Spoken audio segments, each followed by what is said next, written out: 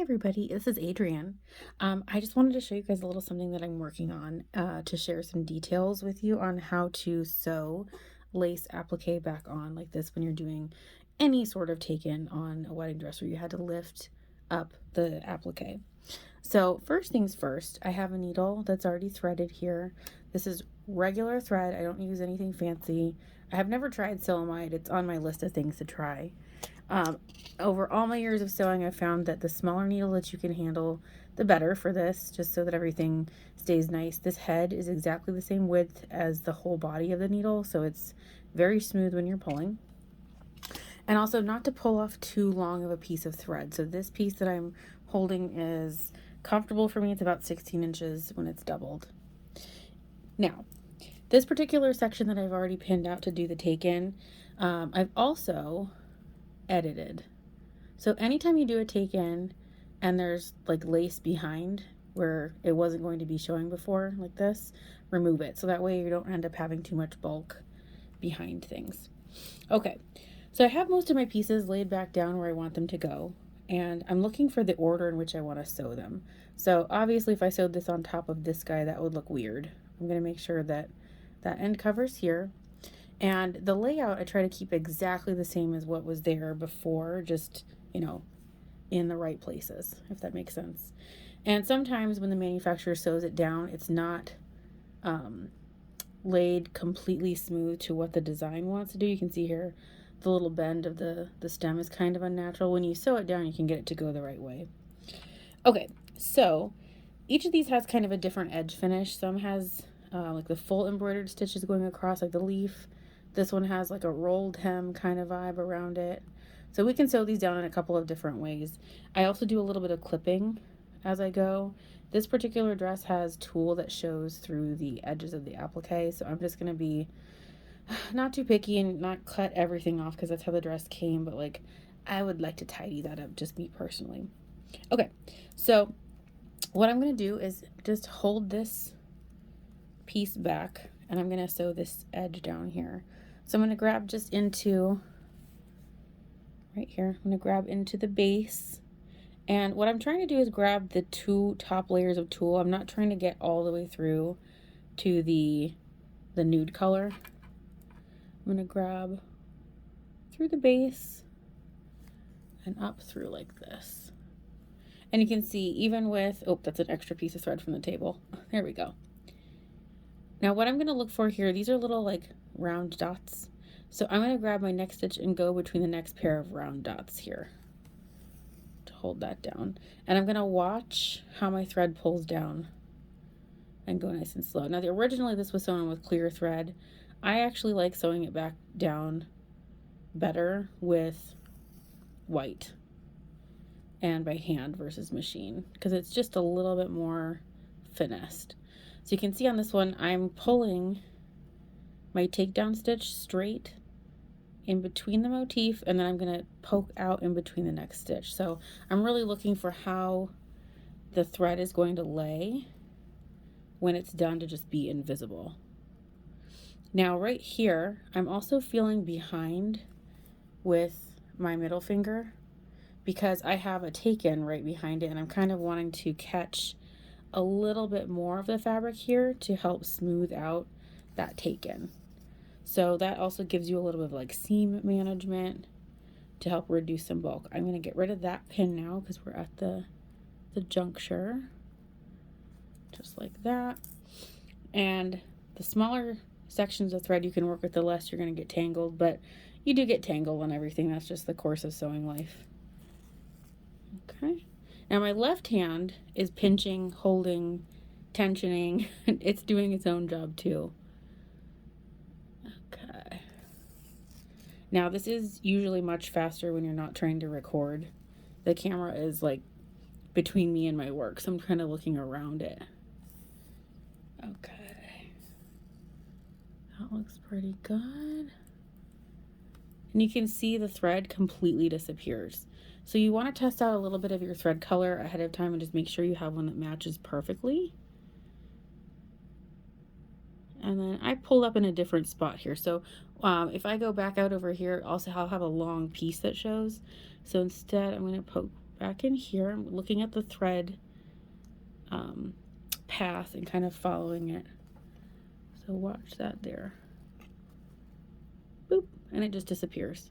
So anytime you're sewing anything, you want to look and see how the thread pattern lays originally, and that way you can hide your stitches right in it. Just like that. Boop, and you can see nothing shows there at all. Isn't that awesome? Unless you get really up into the cracks. Now this piece is going to actually fold back over this, so I'm not worried about that at all. And then this piece folds onto another one, so I'm just going to go through here a little quicker. Like this.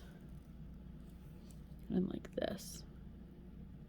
Okay, now as I get up and around this corner to the next leaf, there'll be a different way to stitch this. I'm going to throw my needle further under to come out into the next part. And I still have nothing showing on the back. I'm using my middle finger to make sure I haven't, see that? It's nice and clean. I haven't stitched through the back. It's not bad if you do, it's just nice if you don't have to. Now this leaf has a different shape. On a sewing machine, this was just sewn through the middle, and then you have like a big old stitch line that looks kind of crazy. Let me see, like right here. That one's sewed on by the manufacturer. That's fine. And yeah, I guess it would look the same if I put it back the same way too, but oh well, this is really pretty this way.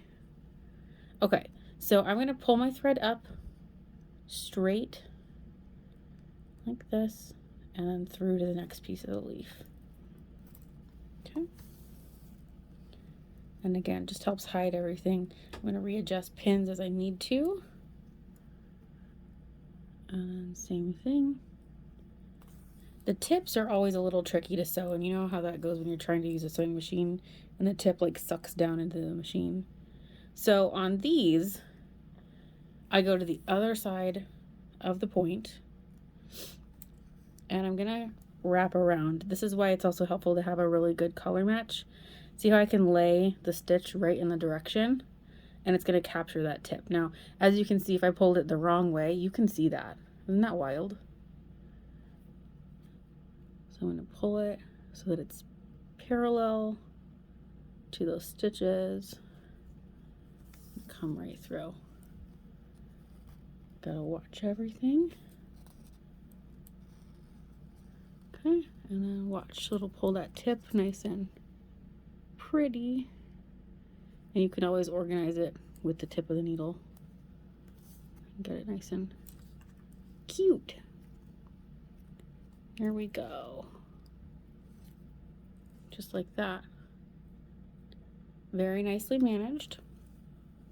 And then on this part right here, because this is not an edge, a free edge that I need to catch, I'm going to sew in this fill. So I'm just, again, going to follow the stitch direction. And watch that. Boom. Where was I even at, you know? It buries really nicely. And then I can kind of sew this section here because I need to follow the portion of the strap. I'm going to dig in and pull like this. And look at that. It just tucks right in with all the other threads. Just like that. And then so you're looking at where you've been, but also where you're going. You want to pop your needle out at the next spot that makes sense for you. Oh, it's so pretty. Isn't that the best feeling when you put it all down and it's all flat and smooth? Okay. I'm going to come around again, just picking up the top two layers, not through the back. And I'm going to watch that I'm pulling my needle off at the very edge. I'm going to get rid of that pin now because I can see I'm catching really hard. Let's repin this section and tuck the head further. See if that helps. Everybody is always wondering how to like not snag your work, but it's just the course of life. And this is not even a beaded fabric. It's just how it goes. I really do think that having a shorter length of thread to work with really, really helps. Because you're managing a lot less. See how pretty that is? Oh, I love this part of what we do. Isn't this the best? Nice, and that one actually was a little, oh, there we go, let's brush it into place.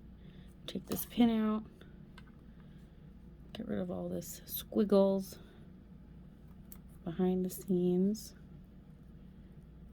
Okay, and then I'm going to kind of run this up the strap a little bit further and just kind of nestle it in between with the beads. So it looks like it belongs there. Just like that. This actually will help kind of reinforce this itty bitty baby strap too, so that makes me feel good. And I definitely would not be able to get my sewing machine foot into this little tiny crack. Just like that. When I was a very young seamstress, I did not enjoy doing anything by hand. I had this mental block that said anytime you pick up a sewing machine needle or sewing needle, hand sewing needle, there we go, words are hard today. Anytime you pick up a sewing needle, you lose money. And I was a little bit right because I wasn't charging properly. So I was losing money when I picked up a hand sewing needle.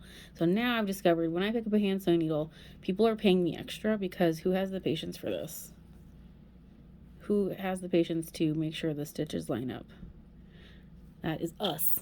That is us bridal seamstresses. We have the patience to line this up. Okay. Oh, isn't that gorgeous? I love it. Let's get in there.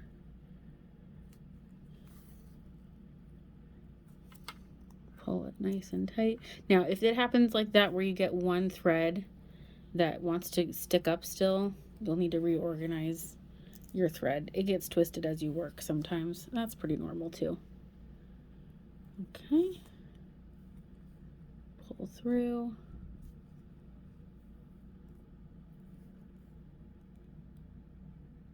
I would love to hear in the comments if you guys have favorite hand sewing needles, a favorite brand.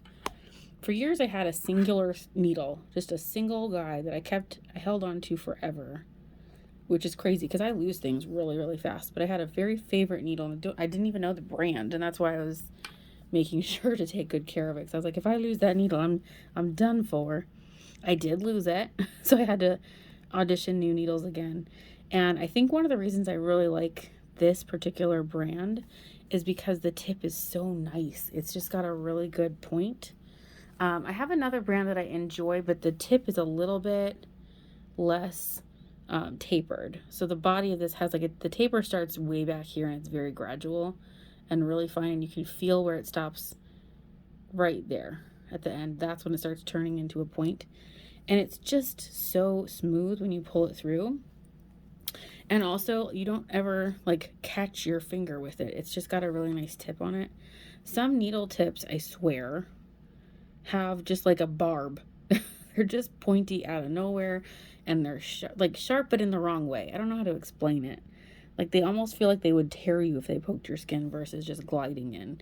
Because obviously no needle feels good to be poked by, but you know what I mean? I'm sure we all have one of those needles that if you catch your fingertip, it's gonna hurt every time. Whereas this one honestly doesn't feel like a scratchy tip. I don't know how to explain it. Okay, and then I just went through the back there and secured. I'm gonna clean up a little bit more of my gunk back here. Here we go. And then to tie off, there's about a million ways. I'm lucky I'm on the back side here. I can just do a nice standard boopity boop knot like this. Go under and just knot that off. And then I'm gonna run my stitch through the fabric to bury my end. I pull it really tight, clip it right at the base, and then that little tail doesn't stick out now. Pretty standard. I'm sure you guys already know that. So now I can continue on through here, and honestly I might sew this from more of the back side just to organize that. But you can see how that looks much more smooth now, even though that's not the direction this was supposed to have been.